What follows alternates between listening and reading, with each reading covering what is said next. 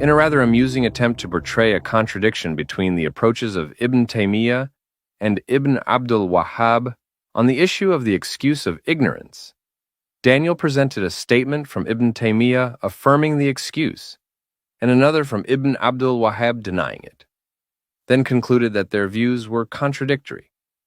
To preempt objections, he cited additional statements from Ibn Abdul Wahhab affirming the excuse of ignorance, claimed this was a self-contradiction, and even suggested that Ibn Abdul Wahhab was engaging in taqiyya. Ultimately, he concluded that Ibn Abdul Wahhab disagreed with Ibn Taymiyyah on this issue. Ironically, Daniel, who arrogantly claims that Ibn Abdul Wahhab was ignorant of Ibn Taymiyyah's writings, is himself unaware that Ibn Taymiyyah, in many of his works, does not affirm the excuse of ignorance, and even describes the ignorant as mushriks. This is because he was famously ignorant and likely not aware of all the writings of Imam Ahmad and Ibn Taymiyyah. So, what will Daniel say after reading those texts? Whoever seeks help from a dead person or an absent human being, such that he calls upon him in times of hardship and distress, and asks him to fulfill needs, saying, "O my master, Sheikh so-and-so," then such a person is misguided, ignorant, mushrik, and disobedient to Allah by the consensus of the Muslims. He also said, There are 3 levels in this matter.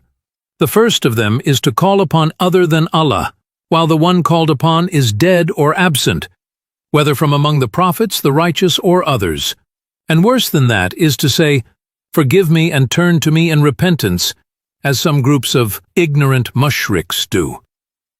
He also said, As for the grave of anyone other than him, then all those who travel to it are ignorant, misguided mushriks.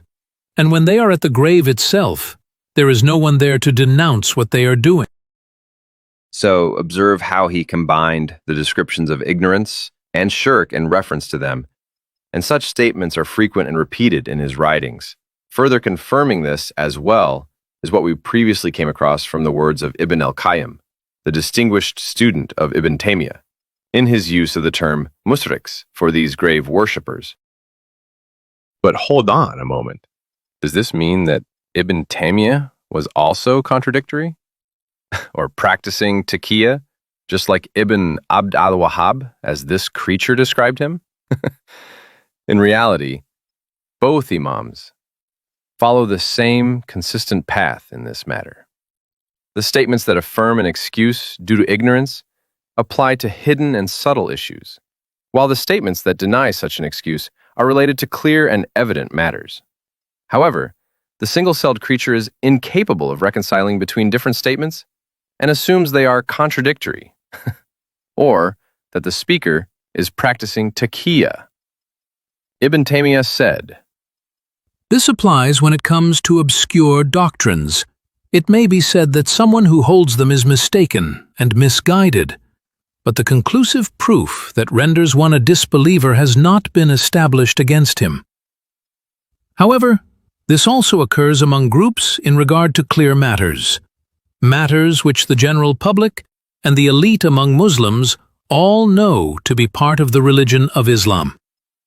In fact, even Jews and Christians know that Muhammad was sent with them and that opposing them is disbelief, such as his command to worship Allah alone with no partner and his prohibition of worshipping anyone besides Allah, whether angels, prophets, the sun, the moon, the stars, idols, or anything else.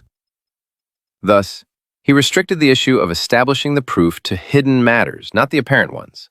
And it is upon this text that Sheikh Muhammad ibn Abd al-Wahhab and his followers relied in clarifying the Sheikh's creed. With the help and support of only Allah, I will dismantle the rest of the doubts raised by Daniel in his documentary in the second part of this response, inshallah. And it will become clear that the only Hanbali who clings to the names of Ibn Hanbal and Ibn Taymiyyah, yet has no true connection to them, knows nothing of their schools, and hasn't read their works, is Daniel himself. So stay tuned.